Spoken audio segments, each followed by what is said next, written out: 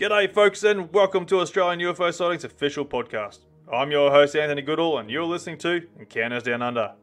Here we invite guests on the show to tell us about their encounters with aliens and UFOs, where most of our episodes were streamed live from our Facebook page, which gave listeners the opportunity to ask questions to our guests regarding their encounter.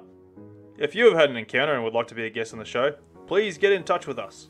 You can send us a message through our Facebook page, Encounters Down Under, or send us an email at australianUFOsightings@outlook.com.au. Be sure to join us on Facebook and share with your friends and family to help us grow, and hopefully encourage others to come forward with their encounter. If you're an iTunes listener and a fan of the show, why not give us that 5-star rating and review, and you could have your review featured on the podcast. But enough of that, let's get into what you've been waiting for. So kick back, relax with your favourite beverage, and enjoy the show.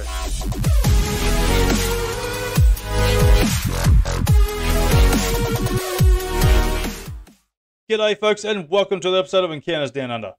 On this episode we have man of the universe Doug Moffett, who is a UFO researcher and investigator and talks about his long life passion and career investigating the UFO phenomena.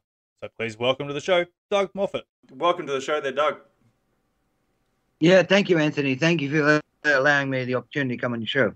No, mate, it's great, mate. Thanks for getting in touch with me, mate. It's absolutely awesome having you on here. Now, you've had like a fair bit of experience when it comes to the UFO topic, going from researching, investigations, all that sort of stuff. You even had a little bit of experience of your own there, mate. Mate, tell us who you are. What got you down this whole path of UFOs? Well, I go right back to when I was about, I was living in Lidcombe in the inner western suburbs of Sydney. And it's funny, I had this conversation with some random guy where I live now in Nimbin, young guy in the street. We were talking about directions of where our life was going to go. And I recalled to him that when I was about 7 or 8, I was wandering around the playground of Lidcombe Public, and I thought, what do I want to do with my life? And I thought, I want anything to do with UFOs. Anything to do with UFOs, that's what I want to do as a living. That I was smart enough to know I ain't going to get a government job. I'm not going to get a media job. It's not going to happen. It's not going to happen. You know, I'm going to have to go do office work or something like that, you know. Now, you know, I'm 62 now, and I have a radio show on Nim FM where I do UFOs. I also have a philosophy show. I also have a music show. So I am living my dream, but it took a long time to do it. But that's basically what I do for a living, is talk about UFO stuff.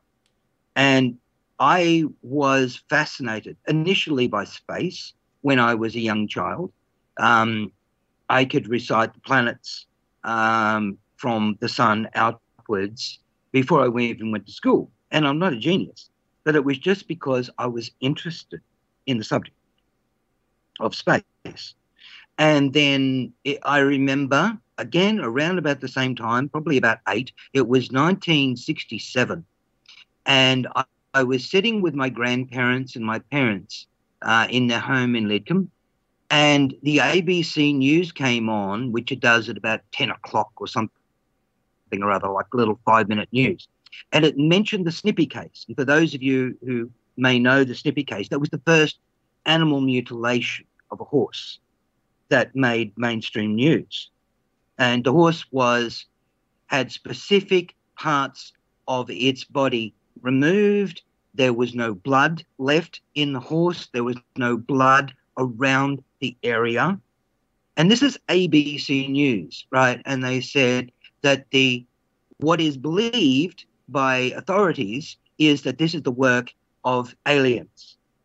And I was 8 and thinking, oh my God, you know, this is ABC News. And they're saying this is the work of aliens. That's the most logical explanation, because there was no blood, because it was surgically removed. Like, this is not some satanic group or something, you know. That was the Snippy case of 1967 in America. And I guess I evolved from the geography of space to the biology of space. So originally I was involved with the geography of space, like, okay, how big is the galaxy? How big is the universe? How fast do rockets go and all that kind of thing. To, okay, now I've accepted that, what's out there? Who's out there? What is the biology of this? Because I knew from a very early age, the universe was very, very big. So that created a vibe where I thought about the subject a lot. And my personal understanding of intelligence on any subject is, how much time have you spent thinking about it? I don't care whether you have a PhD or BSc or anything. I have argued with skeptics at the University of New South Wales. I have debated Charlie Lineweaver and Professor John Webb. I have debated skeptics on all manner of TV shows. And the difference is that I have spent far more time thinking about this subject than they have, because they are dismissive of the subject. So that sort of pretty much made me who I was. So for the rest of my life, up until 33, I would look at, I got all my information from mainstream media, from newspapers and magazines and, bits, documentaries that might happen, the odd documentary that might happen on TV. But that's where I got all my information from. And I read a lot of physics stuff and science stuff and things like that were in various magazines. So I was coming from an extremely conservative point of view in regard to the UFO phenomenon. And then at the age of about 33, I was told there was a UFO conference happening in at King's Cross. And Bud Hopkins was there, and there was a number of luminaries from all over the world. It was a very big conference. And so I went along to this conference, and at the conference, there was a stand there that was manned by UFO Research New South Wales. And they were advertising an investigator's course. And I, as a person who had spent all my life thinking about UFOs, were going, oh my God, how silly. A UFO investigator, what are you doing? Running around looking for UFOs in long grass? Like, how silly. Like, they just happen when they happen. How do you investigate this phenomenon? It's so random. I thought it's so, silly, waste of time. Anyway, I thought about it for a couple of weeks, and eventually I thought, no, damn it, I'll do it. This is a big interest of mine, so go and do it. And I was very pleasantly surprised when I did the course at Surrey Hills. We got this big manual that you could hardly jump over. And what it did was explain to me everything about IFOs, identifiable flying objects.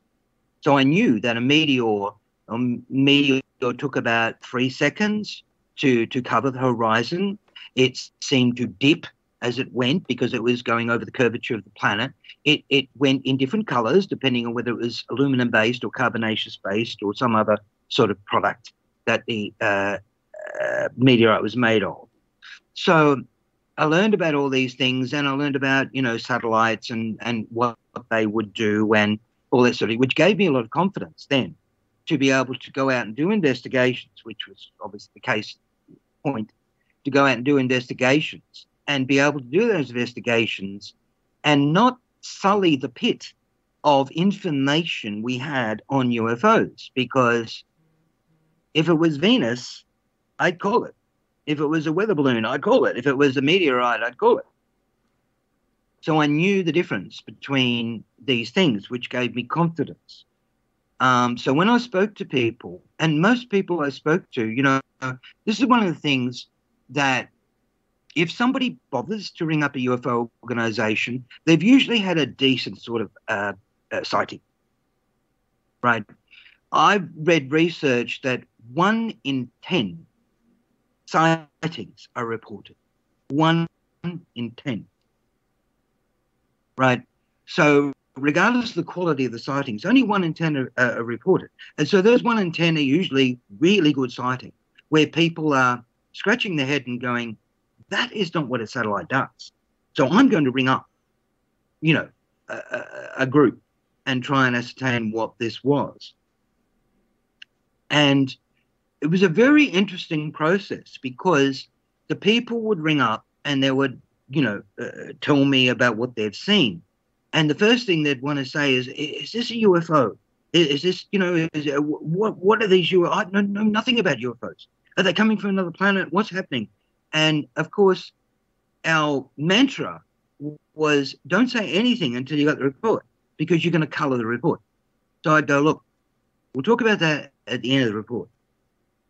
In the first instance, I just want to get the facts of what you've seen. And we'll talk about who they are, what they are, and everything else later. So we'd do that process.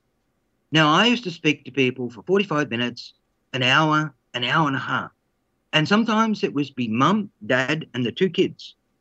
And I'd say, okay, did you say it went blue first and green then? Or was it green first and blue then? And then the mum would be on the phone, honey, did it go green first or blue first or blue first? No, it went green first, one of the kids would say. Green first and blue. Okay, thank you. This would go on for like 45 minutes to an hour. And one of the things that I asked psychologists, because I wasn't afraid to ring people up and just go, do you think this is crap? You tell me why it's crap. Now, you tell me why this family spent 45 minutes talking to me about this sighting that they had. They are not delusional. They are not crazy. They have not had a mass delusion. There's only 4 of them. How do you have a mass delusion with 4 people? You have a mass delusion when you have 20,000 avid Catholics on a hill looking up and seeing the face of Mother Mary. That's when you have a mass delusion, not with 4 people on the back veranda. So why are these people doing this? There's no joke at the end. There's no nothing. So that was enough for me, even though I hadn't seen anything. That was enough for me to go, well, this doesn't make sense. If these people aren't telling the truth, then I have no explanation why they are not telling the truth. I have no explanation as to their agenda. So that was enough to convince me, even though I was already convinced by the evidence that I'd accumulated through mainstream media, which was very, very conservative. But I still had enough information after that to know that this was a real phenomenon, because people were reacting to this in a way that I had no other explanation other than they had really seen what they had seen. And as life went on, and I spoke to people that rang up through either UFO Research New South Wales or the Australian UFO Research Network, or like I was never afraid of saying, I'm a UFO dude, never afraid of that. And so I would go to workplaces and I go, yeah, I'm a UFO dude. I ain't into UFOs, And yeah, I'd take a bit of crap from people and all that thing. But the point is, I knew what I was talking about. So I'd be able to say, well, what about this, this, and this? And they'd shut up because they didn't know what they were talking about. They watched a documentary once that said, oh, it's all weather balloons. And I had far more knowledge than they did. So I was able to shut them down. And the other benefit of that was that people would come up to me in my workplace and tell me about their stories, their personal stories. A quiet moment, come up and say hello. I remember one woman I worked with, she told me her brother and his friend, they had a favourite fishing spot up at Lake Munmora in the Central Coast. And they had to walk through waterboard territory to get to this fishing spot, which was illegal, but they did it anyway, and they carried their tinny through the waterboard ground and, da-da-da. And then they went out and they had a outboard motor and all that kind of thing. And they went out deep into the lake and they were fishing. And then they saw this giant UFO over the lake with a light, a beam of light projecting into the water, like a funnel of light projecting into the water, as though the UFO was looking for something, usually like using a torch. And they were terrified, of course. And they turned off their radio, because the radio actually had interference before the object appeared, which is standard operational procedure. Electromagnetic interference, probably. So the radio went out, and then boom, there's things here. And then they're terrified, and they're just sitting there not saying anything and hoping this light does not land on their little tinny. Anyway, so the UFO went through and the light did not land on their little tinny. And they were so frightened, they rowed back to shore, and they were very deep out at the lake. And it took them hours and hours and hours to row back because they were too scared to put the motor on in case the UFO heard the motor and came back. So this is someone's brother. And she said to me, I obviously have known my brother all my life, and he does not make up stories like this. That was enough for me. That is one of many, many, many stories that I have been told. I had a conversation with a man who was a flight engineer on a Qantas flight in the early 70s, going from Europe to England on a 727. Now, I don't know how many people fit on a 727, but I'd say it's probably 100 or something like that. A fair amount of people. And it was a back plane. And they were traveling across the English Channel when they observed visually, the whole flight crew observed visually an object they were traveling at 37,000 feet. This object was traveling at 42,000 feet against the wind, 10 knots against the wind. So obviously not a weather balloon. And they were being tracked because Heathrow is a very busy airport. They were being tracked by Shannon Airport in Ireland. And so they contacted Shannon Airport and said, can you confirm we have a UFO at 42,000 feet? They estimated it to be 5 times the size of their 727. And Shannon Airport in Ireland confirmed the object.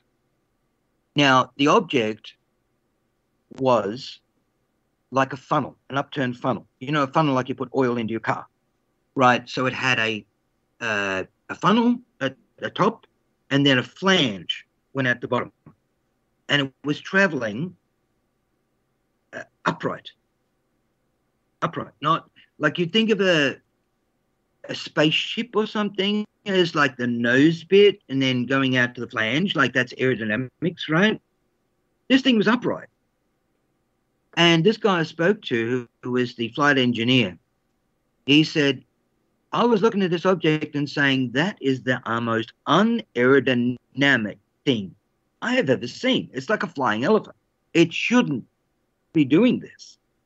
It's just wrong aerodynamically. It's not meant for our atmosphere, is what he said. It's not meant to be flying in our atmosphere. Anyway, things get weirder, right? Because I said to him, were you concerned, or were the other flight crew concerned about this object? It's 5 times bigger than your 727. It's traveling at 5,000 feet above you. It's not that far away. Were you concerned about this? Be confirmed by Shannon Airport. And he said, no. He said, all I could think of was, what the hell is this thing doing in our atmosphere? And anyway, I said, well, you're concerned about the passengers seeing this object and freaking out. And he said, no. He said, actually, the pilot made an announcement to the passengers. Ladies and gentlemen, if you look to the starboard window, we have a UFO traveling at 40,000 feet at 10 knots into the wind. And everyone got up. This is the early 70s, no mobile phones, no cameras, right? Everyone got up, looked out the window, and saw this thing. Now, you got 100 passengers, maybe more. I don't know how many's on the 727. You got the entire flight crew. It was tracked by Shannon Airport in Ireland. And I said, so what happened when you landed at Heathrow? And he said, well, we just got off the plane. I said, what? Yeah, you didn't have a press conference or something? You know, Yeah. You got 100 people in this plane that all saw it. You've got the entire flight crew. You've got it confirmed by radar. And everyone just walked off the plane and didn't discuss it. And I said to him, this is many years. I spoke to him in the late 90s. This is over 20 years since the object, since the incident. And I said, I think that's really weird. And he said, but, you know, thinking about it, it probably was weird, you know, but it was just what they did. There wasn't much care for it back then. Well, I think it was just, who's going to believe me? But, you know, like a lot of people say, a lot of skeptics say, you know, there's no multiple sightings and that sort of thing. You know, there's only just, you know, one or two people and they're probably on drugs or some damn thing, you know, whatever. And it's like you do have a multiple sighting like this and people still don't have the confidence to be able to come out and say they have seen something that is outside the paradigm of what we regard as reality. Yeah. It's a shame, isn't it? Like going back to when you were saying, you know, the people who are reporting these things, they've got nothing to gain from this. So there's no reason for them to lie. You know, they don't make any money out of it. They don't get any sort of, I don't know, nothing. There's nothing to gain. It's just, it's a sad reality. And it's like, you know, people trying to continue to discredit them and disrespect the whole topic, you know. And it's like, well, these people can't be lying for just for the sake of it. They're not everyone's trying to seek attention. Unfortunately, the reality is actually out there. These things are out there and people are seeing these things. And yeah, sure, people are scared to come forward because they are going to be classed as a crazy person. And I suppose today's day and age, we are slowly getting away from the agenda that is attached to this topic. But it's still there, unfortunately. And, like, you know, with people coming out more and more, and especially with the American military coming forward with their stuff, you know, it's the reality is there, and people should at least now be opening up their eyes and ears and going, all right, maybe there is something in there. All these people in the past that have been reporting these things aren't crazy or on drugs or, you know, whatever, because there's nothing to gain from this. And I mean, it was always one of my beliefs that drove me through the investigators and, you know, and drove me into the media, which I, you know, ended up being media spokesman for UFO Research New South Wales, which is the largest UFO group in Australia, you know, for 20 years, was because people have the right to be believed. And just because it's out of your paradigm, out of your experience realm, does not mean it is something to be ridiculed. I have never climbed Mount Everest. I do not ridicule people who claim to have climbed Mount Everest because I haven't done it. It's out of my paradigm. It's out of my reality. But I'm not saying they didn't do it. And it's the same thing with UFOs. No, not everyone sees UFOs. Some people don't. And it's a very interesting subject in itself. As to why some people see UFOs at certain times and why some people seemingly don't. Is it something to do with extrasensory perception? Is it something to do with our ability to see something that is perhaps beyond our five senses that some people can pick up?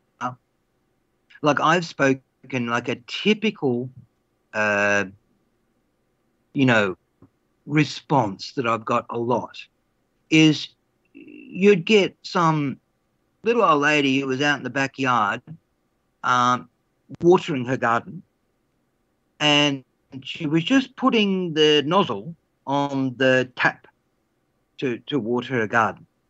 And she would say, and for some reason, I looked behind me and there was a UFO. Why did she look behind her? She didn't look behind her, she would not know. So there's a very real link between extrasensory perception and particularly multiple. Like if you're looking at one-off UFO sightings, that could be right place at the right time.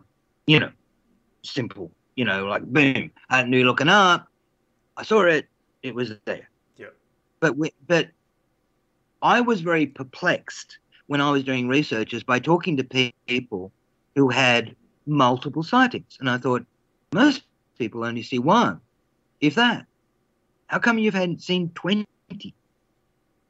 And yet, I believe you that you have seen 20. So what's going on there? And I believe that these people that particularly have multiple sightings have very strong extrasensory perception realities, that it's like if someone's looking at you from the back. Sometimes, you know, someone's looking at you and you turn around to see who's looking at you, you know, it's that kind of thing. Because that's what it is. They are observing us. Yeah. It sort of makes me wonder too, like with these people who are having multiple sightings, are they claiming possible stars on the horizon as being a craft as well? Or are they actually seeing these physical crafts sort of zooming around a little bit, you know? Because I've heard reports there where people have sort of like this, you know, Sirius star, when it's on the horizon, it goes off its nut. It's a beautiful star, it's flickering between red, blue, and white, or you got Venus on the horizon, you know, people are seeing that and mistaking that a lot. So, like, how much of these people who are having these multiple sightings are either mistaking something or actually seeing something for real? Well, yeah, good question. There's two things to that. One, I've been very trained in what is an identifiable flying object. So I'll be able to tell whether that was a meteor or whether that was Venus or whether it was what it was. I've had those cases. I've had people, you know, mesmerized by Venus, you know, and you've got two aspects of Venus. One is the fact that your eyes actually are floating in your head, so they actually bobble around a bit. And the fact that when Venus is very low on the horizon, you're looking through the thickest part of the atmosphere. So it's a bit like looking through that frosted glass in bathrooms and things like that, where you can't see through it. So it distorts the image and makes it flicker around a bit. So I know how to separate the wheat from the chaff, as it were, from that point of view. And yes, but what these people are reporting as seeing, in a lot of cases, I don't have explanations for. And yet they are seeing it in multiple times, which doesn't seem, it's not a probability. From a probability point of view, it doesn't make sense. Why does many people see none and some see one and this person sees 20? So, but the whole ESP thing, I think, comes into it because I have, you know, evaluated also the fact that they haven't escalated their sightings. So this is just one of those things that you get from experience. If you do a lot of, like I go in there and I've got to be honest, you know, I'm like a cop. I go in there and I'm just trying to suss these people out, you know, are they delusional? Maybe they are, you know, and I have met one or two, which is not very many considering I've interviewed hundreds of people. I've met one or two that I would classify as delusional. And I can tell by the way that their experiences will tend to increase. And also their experiences will generally reflect the fact that their life is not going well. So and this is a very interesting chicken or the egg sort of question, because if you were abducted by aliens on a regular basis, would you be feeling you a bit crazy? I would. Yeah, absolutely. And you were a bit crazy. Would you think you were being abducted by aliens on a regular basis? Probably. So it's very difficult sometimes to sort the wheat from the chaff, but ultimately it is, I believe, in the human ability to be able to ascertain someone else's truth. You know, that intuitive ability, as well as the mental ability of knowing that it's not, it seems to be encapsulated. It doesn't seem to be a excuse for any other aspect of their life that's not going well. Yeah, so basically they're the ones that are basically just trying to seek attention there for their own ego and justify their existence in the topic, sort of thing. Yeah, I mean, for as I said, a very, very small number that I've spoken to, like a 2, I would say. That is just, their thing is to explain the fact that their life is not going well. And the reason is because this has happened. But yeah, other people have just explained what was happening, and it just seems like full stop. Like, well, that's it. That's what happened. So there's no extension of that into the rest of their life, if you know what I mean. Yeah. Yeah, no, it's interesting. So yeah, well, I just want to go back on to where you were mentioning where you started first investigating and you did the investigation course. That's quite interesting to me. Because you wouldn't think there would be a thing to exist on that sort of topic. So it sort of makes me wonder, like the book that sort of gave you and the organisation who was doing the course, is it like a bit of a military background, or is it sort of like a university that sort of took insight to it, or what was the sort of background and where this investigation sort of things came into it? Well, the course, the manual was put together by the president at that time of UFO Research New South Wales, whose name was Brian Dickerson, who had years and years and years of research experience, and his parents were from New Zealand, and they had years and years and years of UFO experience. And he used to work for government departments putting manuals together for how-to stuff. So he was the perfect candidate to put this, he was the perfect model to put this manual together. And obviously he was a very scientific man. And so he did a lot of research into things like meteorites and satellites and Venus and scintillation, which is the effect that Venus has when it's low on the horizon, is called scintillation, and a whole range of other things. So the manuals were very, very useful in identifying, the sorting the wheat from the chaff. But he was the perfect person to do that. That's very interesting. That's good. Because people who are sort of interested in the whole topic there, or even want to try and pursue a bit of a career or a passion into this sort of genre, they got no real way of sort of getting into it a bit. Like even myself, like I sort of had like self-teach myself a little bit and go off, like sort of rub off other people as well who have had experiences in the investigation side of things. So like for people who are sort of interested in this sort of thing, how can they go about obtain this manual if it's available? Well, the manual isn't available, but Google, baby, Google, because everything is in Google right now. If anything, that before Google, because I was doing investigations before Google, and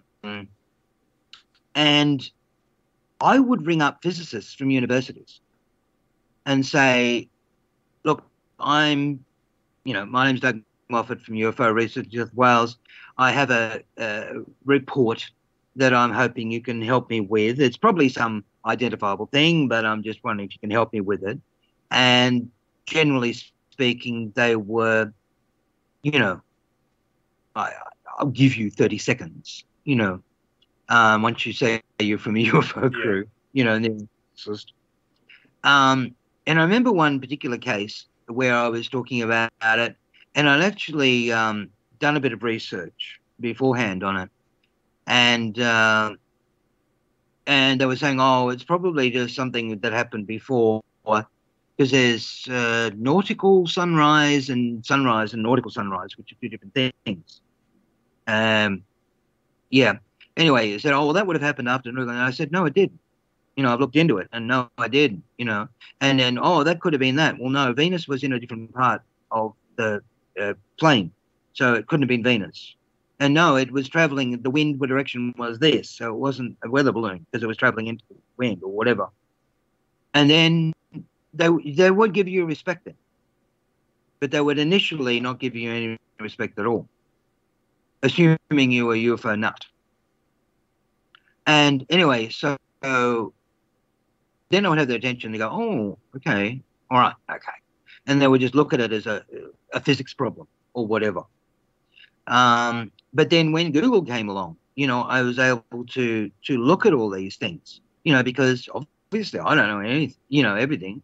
So, it was good to look up these things and just sort of, if I came to a brick wall and I didn't understand what was going on, or, what could happen, or what potentially could happen in a situation, or what it could be, I would Google it up, and yeah, the information was there. So it's just a matter, it is an investigation. UFO investigation is ultimately an investigation, absolutely no different to a police investigation, where you have suspects, where you have prime suspects, where you eradicate suspects because of information that comes in. So it's no different to a police investigation. So you determine what is, what the facts of the matter is. And as I said, Google is a great way of doing that. So it's like, to anybody who wants to get into the investigative field, for their own benefits, or, want to help their friends or whatever, there's plenty of help on Google to be able to do that. You've just got to attack it in the same way that a detective attacks a murder case, and go through the process. Yeah, and there's a lot there people don't understand too. Like, particularly like when I'm like, because I've got the Australian UFO sightings page, and people are posting up their sightings and stuff like that. And like, we've had people there sort of complaining, going, "Why do we need to have times and dates? All that sort of stuff. Why does it have to have informations? Why does it have to have our location?" It's like, well, we don't need your actual location. We just need the general area where this happened. Purely for the fact, like, hopefully someone else saw it and sort of back up there from their perspective. Other things are like, what was in that area at the same time? Like, could a plane have gone past? Could have, stars? All these things align. Like, as much detail as you could possibly give. It helps a massive load when it comes to trying to figure out what it is first, before trying to say it is an alien or craft or whatever. And that's the thing I find, like, a lot of people sort of get a little bit frustrated with it. I don't know, I get frustrated on my end there when there's like a bit of a lack of detail on something, especially when you're going through Facebook groups and pages, like, where they're just posting absolute crap on there. It's a blip in the night sky there with no information, no details, and you're like going, what am I supposed to do with that? It's frustrating. And I suppose when it comes from the other side of the fence, there were people looking at investigators. They're like, oh, well, you're a UFO investigator. You believe in these things. Why can't you believe me when I say it's an alien? And it's like, well, you can't do that. You can't jump and assume it's going to be an alien craft. Unless it's like you see something that's doing, like, that defies all our known logic, like zipping across the sky, that's absolutely phenomenal. Then yeah, of course, you can claim probably as an alien craft by all means. But I feel like, people need to start showing a bit more respect and towards the investigator side of things as well, when we're not trying to stroke the egos of people who want to claim them. We're trying to get an idea of and set the reality, and not give actual discredit to the whole topic. Because the moment you don't want to muddy the water. Yeah, so basically, like, the moment we start all believing that they're aliens, then, the whole thing just goes to shit, basically. Yeah. So I think to me, I know UFO stands for, officially, according to Gale and Hynek, unidentified flying objects. But to me, there is a difference between unidentified flying objects and unknown flying objects. It might sound very pedantic, but unidentified flying objects may be Venus, may be a weather balloon, may be a plane, may be a satellite. An unknown flying object is different. So when I've talked to people like, the Qantas flight and that sort of thing, that was not an unidentified flying object. That was an unknown flying object. That was different. There was no way that was Venus or weather balloon or any other damn thing you can think of. So people have seen unknown flying objects, and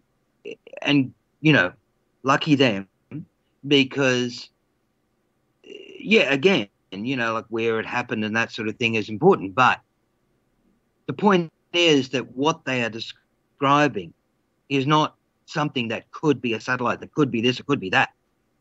It is, I'm looking at the saucer above your head here. I'm talking about people that have seen that kind of thing, 20 meters above the house. Like, that's not unidentified. That is unknown. Yeah. So that's when you get into a different category of sighting. And, I guess that's where the juice is, for me and a lot of other people, the investigators, that when people explain their sighting, and sometimes I can say, oh, well, that sounds like a meteor, or that sounds like this, or think of that. But in many, many other occasions, I have no explanation, because I know nothing, absolutely nothing that does that.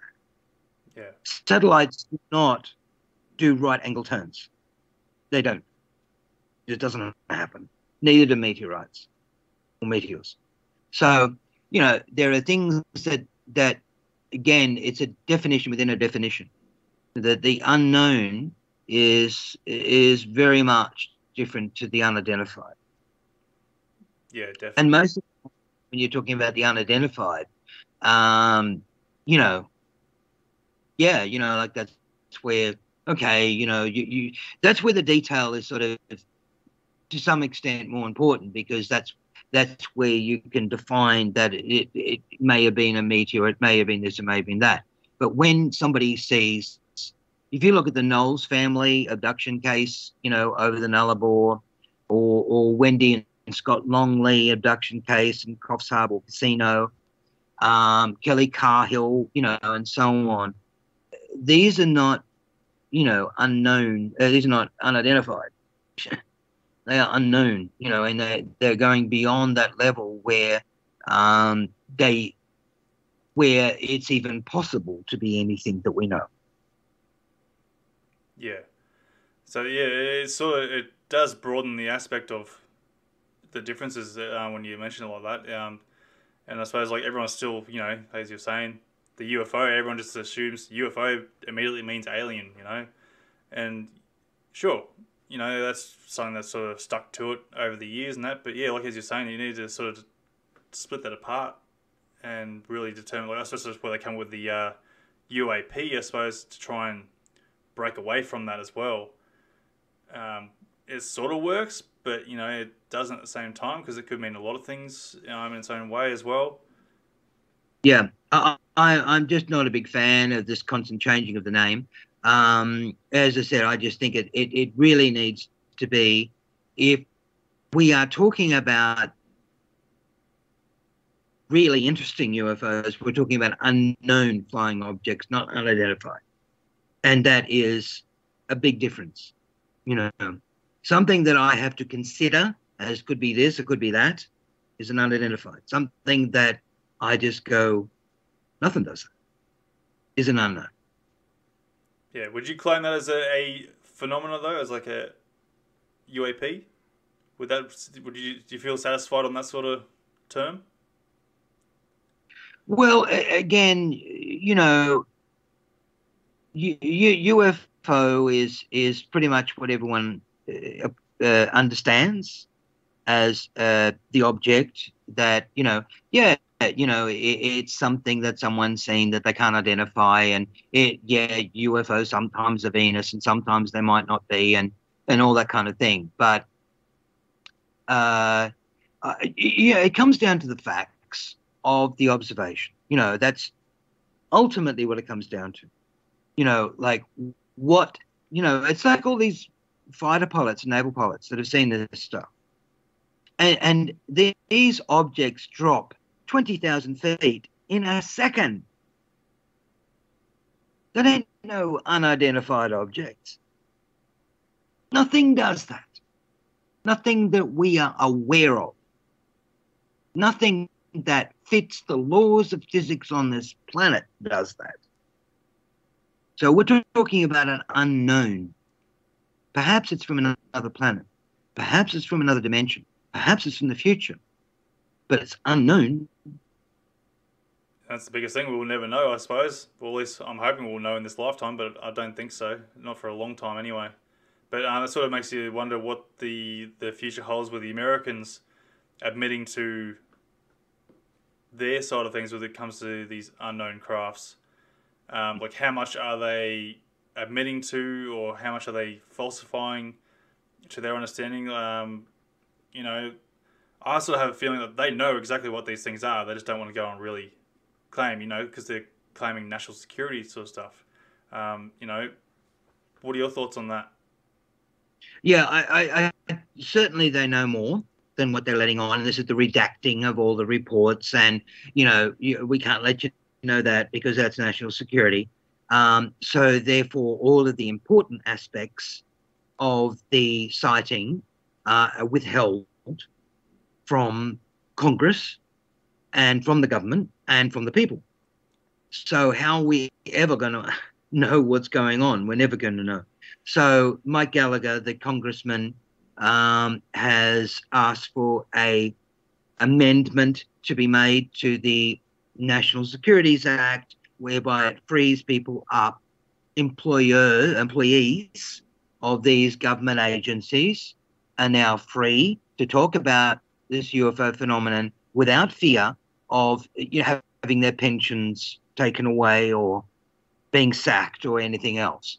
So this is a very important part. Now, the amendment may or may not go through. I don't know.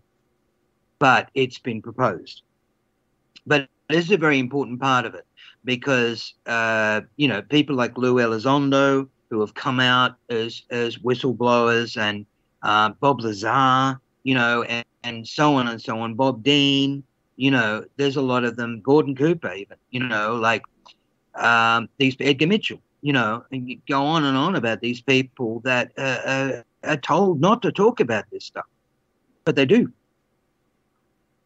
Yeah, because it is important, and I sort of feel like the credibility needs to come back to these pilots who have lost their position or lost their jobs, because they had seen something. Pilots got questioned their health, their mentality when they reported these things or seen these things. And so I sort of feel like America or whoever, needs to be held accountable for these pilots and their careers that they lost on this, because now that America has admitted to this, well, these pilots deserve something in return for something that they lost, I sort of feel for these pilots. Yes, and it's it's a long time in coming, and as you said, it doesn't help those people who have come out and said something, and had their careers damaged or been sacked or whatever. But now, even with this latest agency that is looking into the UFO phenomenon, they are encouraging military pilots. The naval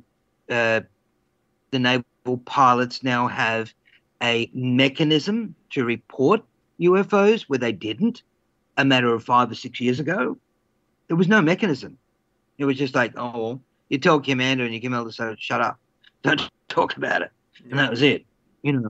So now there is a proper mechanism that will go through to this department, through other departments that will look at this and interface with other departments and exchange intel and information about it. They're also connected up with commercial pilots as well, and they're encouraging commercial pilots to report things.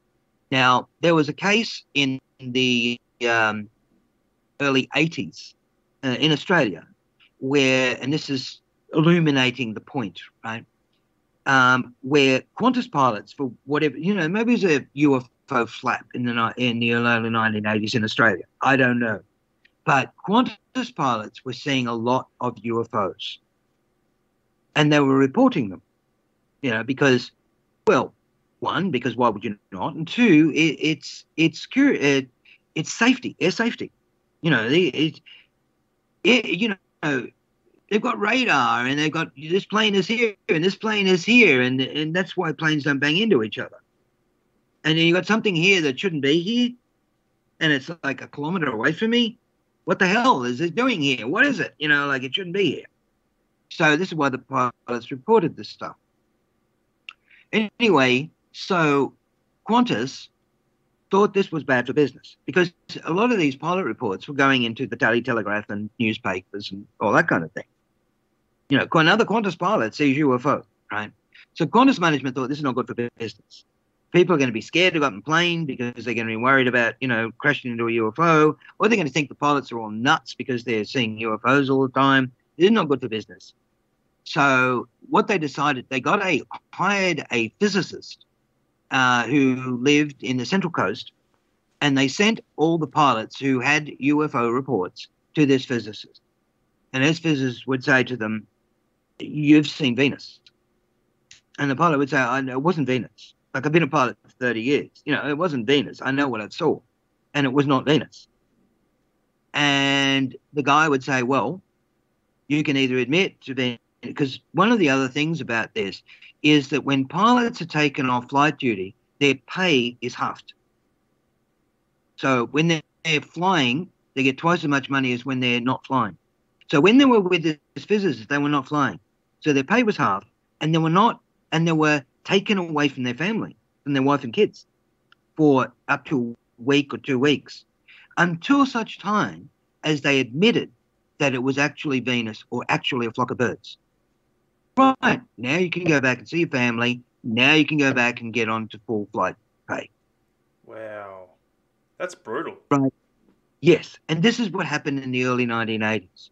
Now, so what happened was the pilots would go back and they go, "Hey, Fred, where you been?" "Oh, I've been up at this dude, the Central Coast. He's telling me that I didn't see this UFO, and he wouldn't let me go until I admitted it wasn't a UFO." Well, guess what? The UFO reports by Qantas pilots stopped. Who would have thought? Yeah. It's a shame, isn't it? And yeah, that's where I'm hoping that with all this admitting to these crafts being out there, well, especially from the American military, that there's going to be some sort of credibility or credible action taken against all these airline companies or something, you know, where people have lost their careers on it. Because these things are real. Yeah, it was a famous Japan Airlines flight over Anchorage, route of Anchorage, Alaska, where Ken Callahan investigated this case, who was from the FAA in America. And anyway, this Japan Airlines flight was shadowed by this gigantic round object. And the Japan Airlines flight asked for to turn around, right, which is very rare for aircraft to ask to change direction because, again, you got to make sure there's no other craft in the area and all that kind of thing, you know, so it's not something you do, you know, very easily. So they said, "Yes, we'll give you permission. You know, I've got this huge UFO that's, you know, many times bigger than my plane, and it's shadowing me, and I want to get away from it. Yes, you can change direction." It changed direction, looped down, and the thing followed it and went back and followed it for a while, and eventually and this was all collaborated by Anchorage Airport on radar, that they actually had this large object that was floating around this plane. And anyway, so he eventually and this is a very experienced pilot with thousands and thousands of hours of flying hours. So he eventually got to Japan and he spoke about it and was sacked. Now, Ken Callahan, because this happened in American airspace, because it was just outside of Alaska, he was involved in the FAA investigation of it. So he took all the radar reports. He spoke to the Japan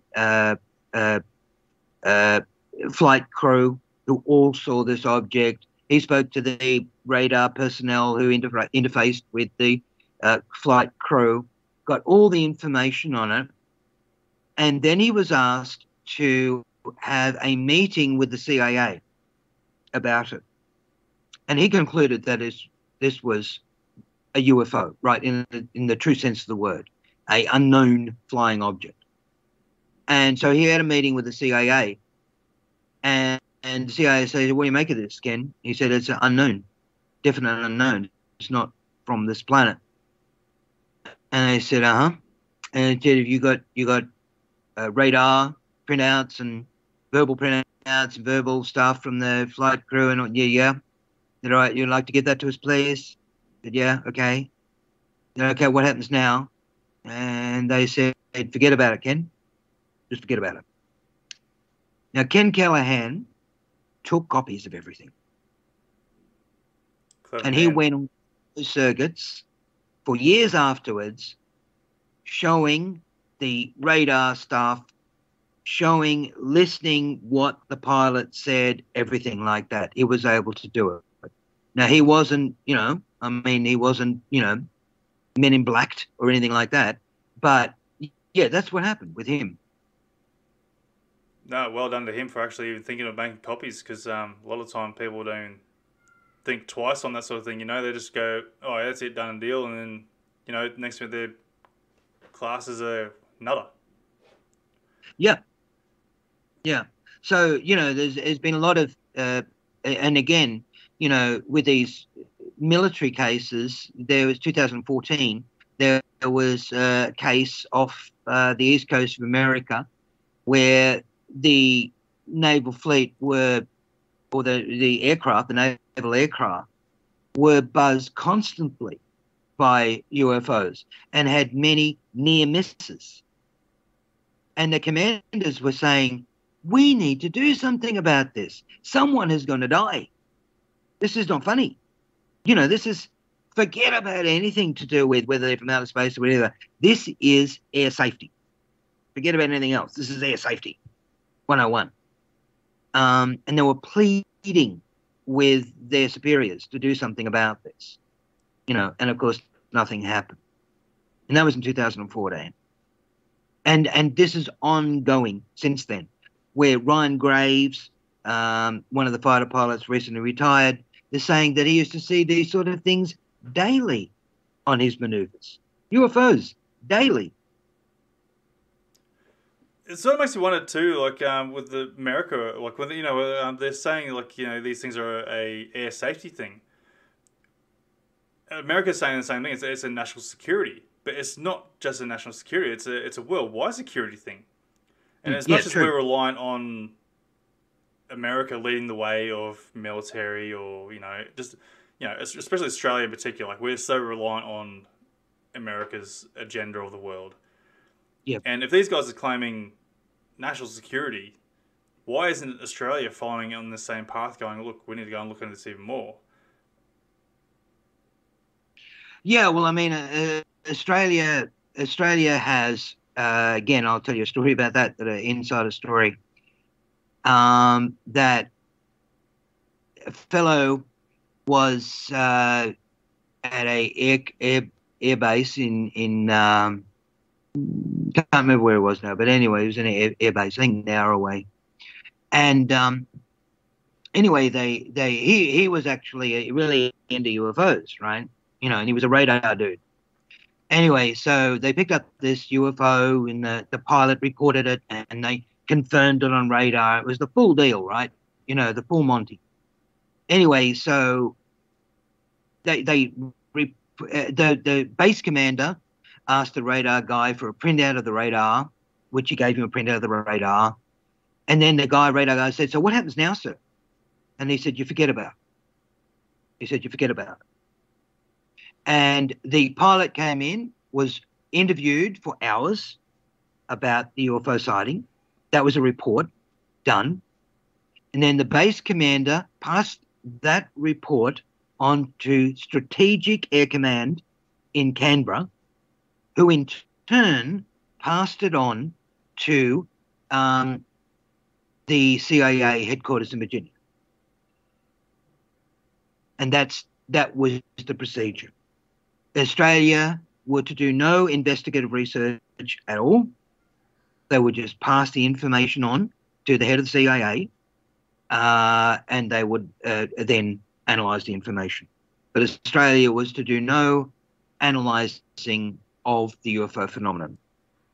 That's a shame. Like, there's plenty of sightings that are happening in Australia. Like, you look at Westall in '66. A perfect example. And I think even then, the American military came in then. So, like, so at what point do you feel like America started taking over Australian military or anything that came into a UFO aspect regard? I firmly believe that when it comes to UFO phenomenon, for whatever reason, America has told their allies, "This is our business, right? This is our business, right? You give all your information regarding this to us, and you keep your noses out of it." Now, without wanting to go down the whole conspiracy hole, which is very easy to do in the UFO phenomenon, but if a craft did crash in Roswell and other crashes did happen, and they have back-engineered craft, as like Bob Lazar and many others have said, like, they have a vested interest in keeping this quiet. Because can you imagine how bad America would look if they say, "Yeah, we've had alien technology thousands of years ahead of our technology that we have been using for our military and industrial purposes for our own benefit and stuff the rest is." They ain't going to look like heroes, are they? No, honestly, I wouldn't be surprised if they're doing that already. It seems like an American thing to do, not to discredit like Americans. Like, there's some good people out there, but it's just like it really does seem that way throughout the years. Like the government in particular, is what I'm more trying to get at. Yep. It's more their thing that they try to do. Like you're saying, like going down conspiracy roads. You can go. Like there's even claims like JFK was getting into admitting to UFOs and that, and well, you never know. The American government could have assassinated him to shut him up. Because it's going to ruin their agenda. It's a scary reality, and honestly, it really does look like it. Americans are being the greedy ones. But it also makes you wonder. Sorry, go on. Well, I was just going to say, like world politics point of view, it's like, aren't the Germans and the French and the British and everyone else going to come out and say, "What? You got this gold up in your lap and you didn't share it with all of us? Like, you're just using it for your own benefit. Like, and you're supposed to be our allies. Are you kidding me? Like, it's a bad political cat to let out of the bag." Yeah, and I sort of feel the cat is going to get out of the bag at some point there, as much as they're going to try and hide it. But I sort of feel like if that whistleblower amendment does come through, it sort of makes you wonder what is going to be out of the bag. Or is it going to be sort of controlled release on what these whistleblowers are going to go and sort of bring out? Yeah, well, I think it is definitely a control release, and I think that's what's going on, with Lou Elizondo and that sort of thing coming out, But he's very careful about what he says and what he can't say, as a lot of whistleblowers are. But I think that, there's a consequence. There's a consequence to what America done. If they have had this technology and not shared it with the rest of the world, which is what they should have done, then they're going to look really bad. And so there are consequences. Nobody wants to look really bad. So the way this is going to be handled is very slow. And I think that's why we're seeing the frustration with disclosure, and Bud Abbott and Lou Costello are running this thing that they're going to be looking at, this UFO investigation task force, two people like big whoop. But it's a slow process because they're trying to cover their backsides, because they're going to look bad about this if it comes out that, yes, they have had this technology for such a long time. Now, art imitating life, right? If you look at Men in Black, that famous line of, oh, where do you think Velcro came from? And where do you think computer chips came from? And where do you think this came from? We all back engineered from Roswell, we all got it from the aliens, Well, that as ridiculous as that, film was, like a comedy, that may not be that far from the truth. Yeah, definitely. I'm certainly on the path there where a lot of our technology to this day has come from Roswell. It wasn't like far off from, before that we were sort of starting to come into the engine ages, like diesel and all sorts of stuff. But it wasn't really till after Roswell we started getting like the computer chips and, compact discs and microwaves and all sorts of stuff started really coming out. We started booming with this electrical technology. So I feel it's pretty well close to the truth there when it comes to back engineering, that sort of thing, especially with Roswell anyway. Yeah, well, I mean, as I said, Bob Lazar is a very credible person. He came up with that element, I think it was 112 or 115 or whatever it was, that he said was an element they discovered whilst back engineering this craft. And he said that about 4 years before the element was discovered. Yeah. Yeah, and people are still trying to say he's full of shit. It's like, well, he's told you something that no one even knew of. Like, no one even really knew of Area 51 until he mentioned something, and the next minute the whole, oh no, something's happened here, and it's just those things, people weren't aware of it until he's actually come out.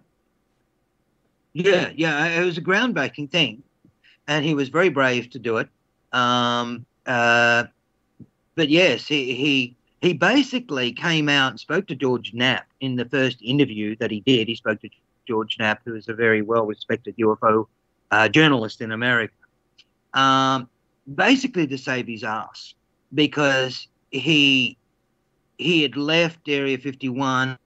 He was deemed, he'd had a divorce with his wife. He was deemed as unstable. He thought he might get killed. So he came out and said this is a way of protecting his life. And that's why he did it. Yeah, and if you look at Bob Lazar's history as well, like, he hasn't made any money out of this. He's not getting any benefit out of it. Any money that he has sort of made, he's put it back into charity or put it into like a school fund or something like that for a college or something like that. He's not made that his life. No. Sort of thing. He's just claimed the truth, told the truth, and went back to his life basically. Yeah. So I feel like someone who was bullshitting, they would be trying to continue to keep rolling, basically, to try and keep that fun happening. I'm not going to try and discredit Stephen Greer in any way, but some of the things I feel he's making money out of it. He's turned it into I can't think of the word now. His life has become that, so he can keep a rolling fund, basically. Yeah. Whether his experiences are true or whatnot, I don't know. It's the other thing we never really know. But he always seems to have something new and to add to it, sort of thing. Yeah. Whereas Bob Lazar, he doesn't even really want to do interviews anymore. He been there, done that. Go look at my other stuff. Go read a book. Whatever. He really wants to forget about the whole thing because he's had a lot of bad juju come out of all of that, as a lot of people have. And as I said, the likes of Bob Dean, he was a former NATO security officer and a high-ranking military official, in the 60s.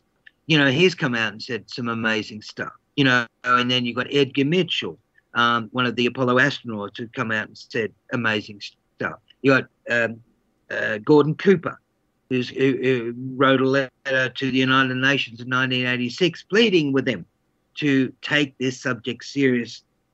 Again, the list is endless of very, very credible people that have nothing to gain and everything to lose by saying these things, and yet they are saying these things. Yeah. So, put your psychology cap on for a moment, and go, why would they be doing this? Yeah. I know, touching back on Stephen Greer again, I know he lost his career there as a doctor. I don't know if it directly impacted his career by coming forward with his claims. But I sort of feel like he's going the wrong way about it. With the UFO community, we're supposed to be working together here, and the way he was sort of attacking Lou Elizondo, calling his bullshit, I sort of feel that's the wrong path. Yeah. Because, the whole idea is to break open the vaults and let the cat out of the bag of what's actually happening around here. I suppose, Lou Elizondo could be talking shit for all we know. But the fact is, he had the position in the government there. He was involved in it. He's got papers there to backtrack him. You can't discredit him for what he's claiming. And I think even his recent thing there, where they're trying to get that amendment for the whistleblowers, they're trying to help with that as well. That's another claim there where it's giving him credibility on his position. And so again, everyone in this topic and agenda of the UFO world should be all working together to try and help each other to get and release this whole thing. Absolutely. It's so important because, and again, without wishing to get too conspiratorial, but, again, going back to 1952 with the Robertson panel, where they determined that UFOs could be a threat to national security because the Russians could use it as a precursor to an attack on America. So we have to debunk UFOs as a matter of national security.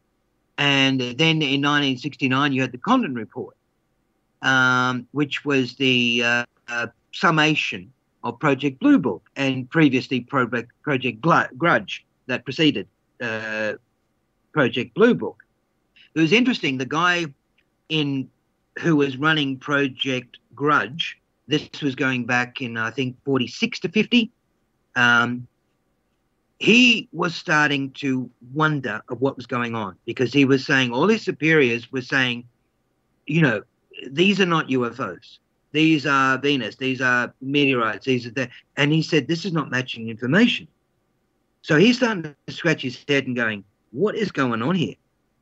Why am I being told to come up with the answers that do not fit the evidence? What is happening?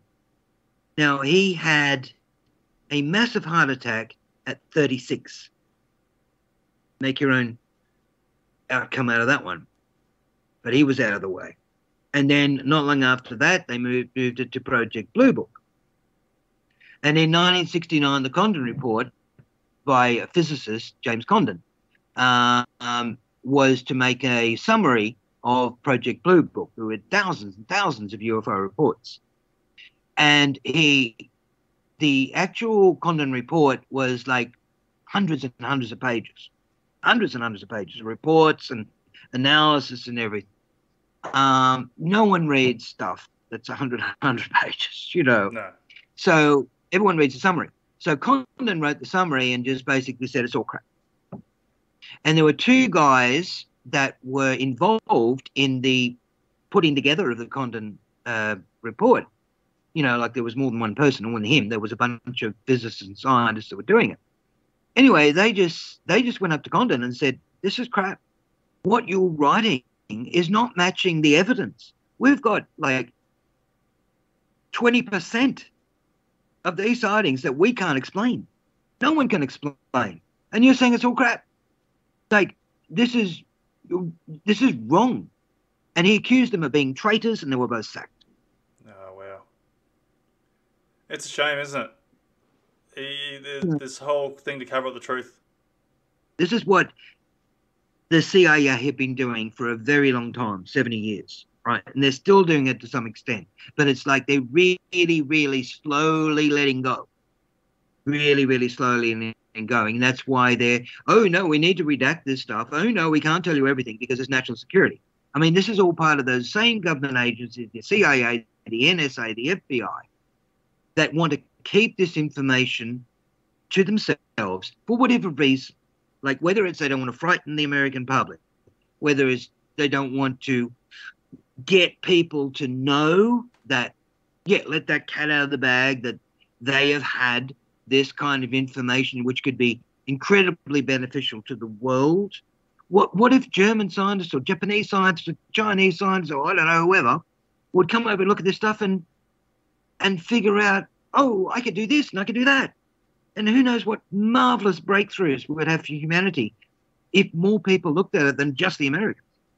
But they're not putting it out there because they're hanging on to it because they want to just get all the juice out of it for themselves. Yeah, we look at through the information there when on the reports and that the reduction, they're reducting the shape. It's like, what part of that is going to go and blow the reality of what these crafts are?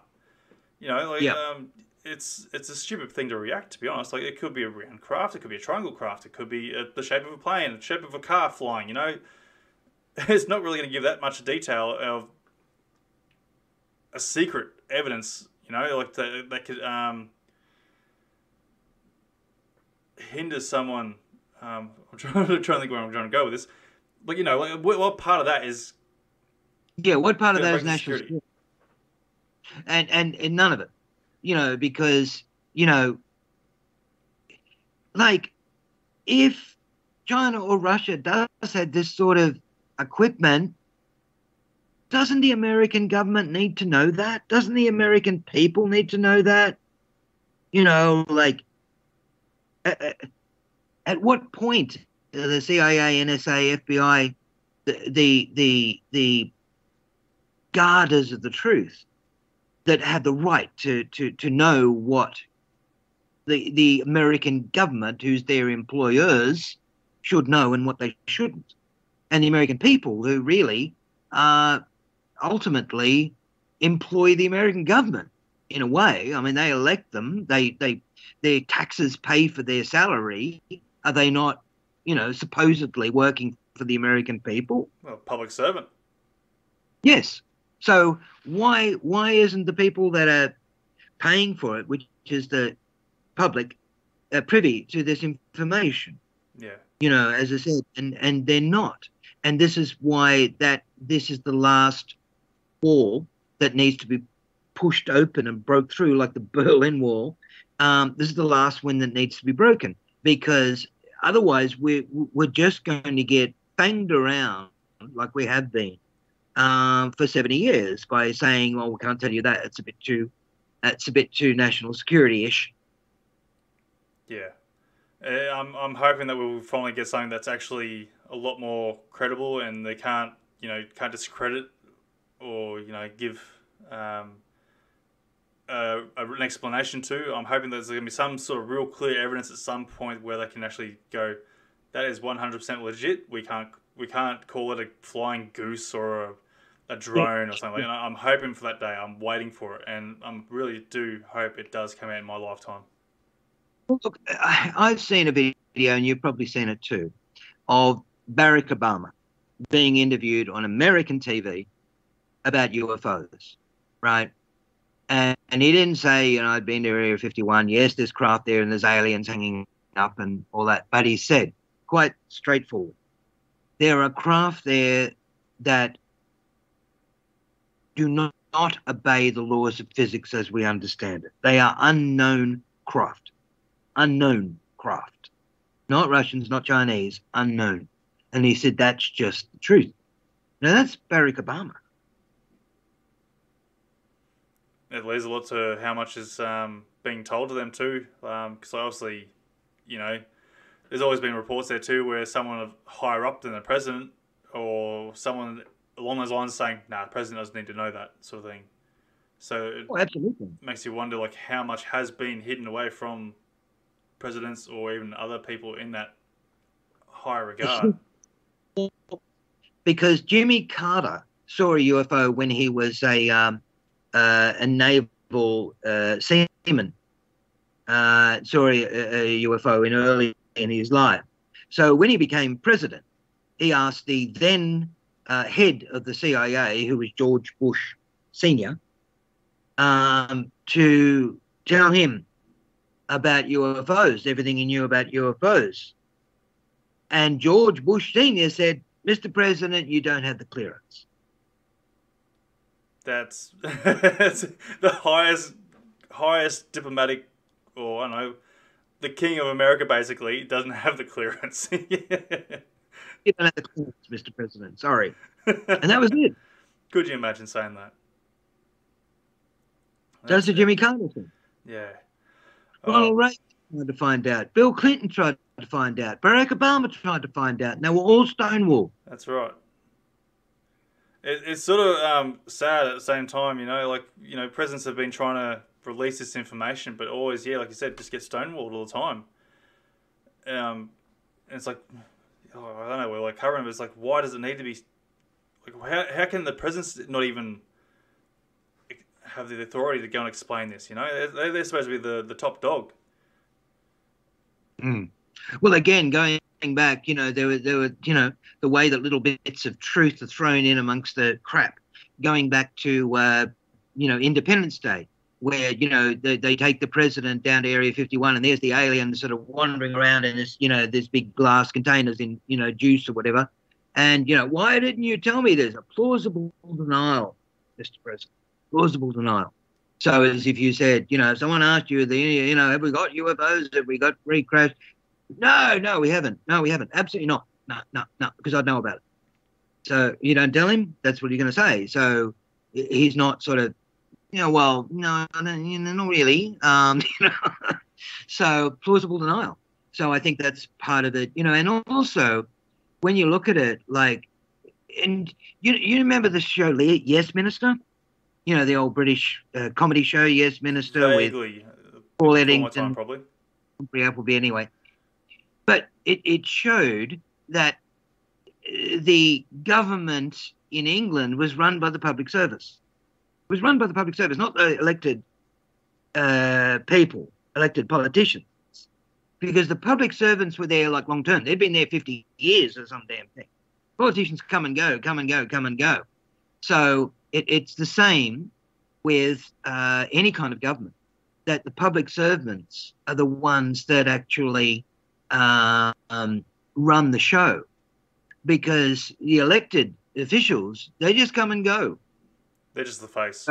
Like, I don't know, you're here now, you're going to be gone tomorrow, whereas the other guys are going to be there. They're career people. They're there for 30 or 40 years. Yeah. So they're the only ones that they trust. And all for the greater good. Yeah. Who's good? Oh, yeah. So, look, mate, we're going to have to finish it up here, mate. Coming towards the end of the show there, mate. Look, mate, we've got so much more to cover. I'd love to get you back on the show at some point to just continue on with a bit of the Australian investigations you've done over the years as well. So, when you're available again, mate, we'll talk after the show here and try and get you back on again if you're willing. Yeah, absolutely. Love to. No, it's been a great chat. No, mate, look, thank you very much for coming on the show. It's been fantastic having you on. And, yeah, mate, all the best, and we'll talk to you soon. All right, Anthony. Cheers, mate. See you later. And that will do it, folks, for this episode of Encounters Down Under. I hope you enjoyed the show, and remember, you can also get involved in the show by joining the Facebook page and getting in on the live streams. Also, please be sure to share with your friends and family to help us grow and potentially find our next guest on the show. If you or you know someone who has had an encounter, please get in touch with me through our Facebook page via Messenger or email at AustralianUFOsightings@outlook.com.au. I look forward to seeing you on the next Encounter Down Under. Hooroo!